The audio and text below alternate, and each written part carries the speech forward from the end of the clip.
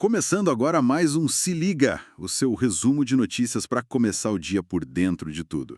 Hoje é segunda-feira, 14 de julho de 2025.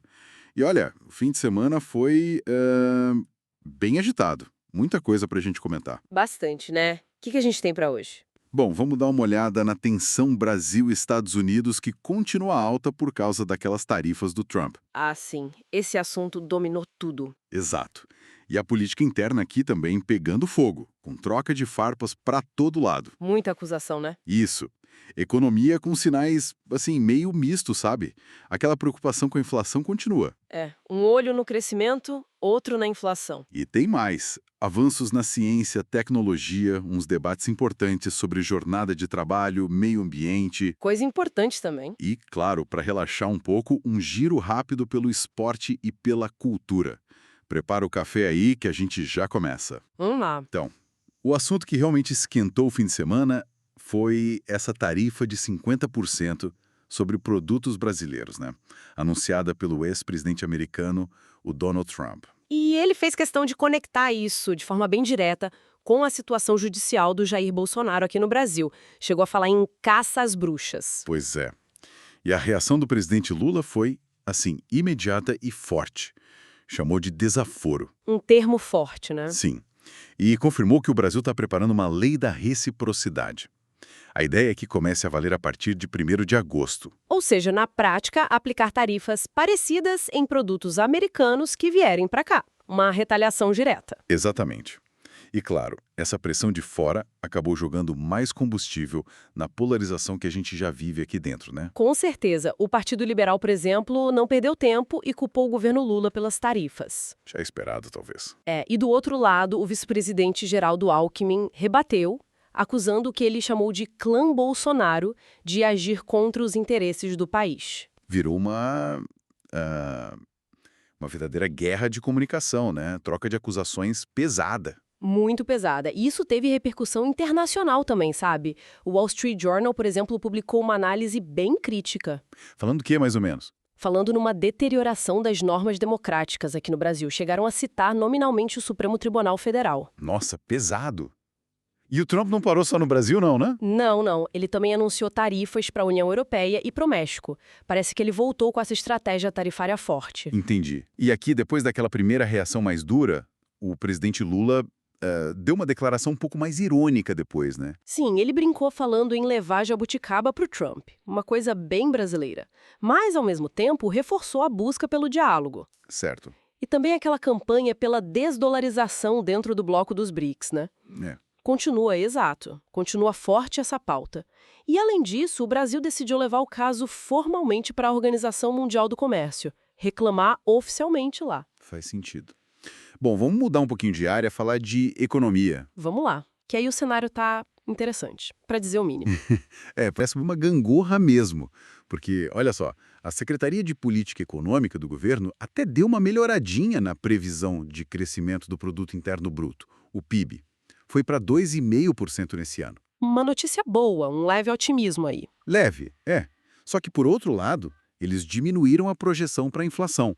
Agora está em 4,9%. O que também parece bom, né? Inflação menor. Parece, mas tem um detalhe. Esse número ainda está acima do teto da meta que o Banco Central persegue.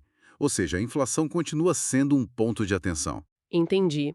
E para complicar um pouco mais essa leitura, né? Outros indicadores, aqueles mais, digamos, do dia a dia da economia. Tipo o quê? Tipo o PMI composto, que mede a atividade geral das empresas, e também a confiança do consumidor. Ambos vieram com queda em junho, Ah, então isso sugere que a economia está meio que... pisando no freio, desacelerando. Exatamente. Então, você tem essa combinação. Inflação ainda pressionada, mesmo com sinais de que a atividade econômica está perdendo um pouco de força. É um cenário desafiador para o governo e para o Banco Central. Com certeza.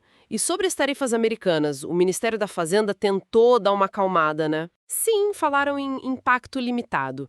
Mas, ao mesmo tempo, surgiram outras análises. A Gazeta do Povo, por exemplo, levantou uma questão interessante. Qual? Se a nossa reação à tal lei da reciprocidade não poderia acabar causando mais danos para a nossa própria economia do que as tarifas do Trump em si. É um ponto para pensar. É verdade. Um risco calculado aí. E o ministro Haddad, ele disse: O ministro Fernando Haddad classificou a tarifa do Trump como insustentável.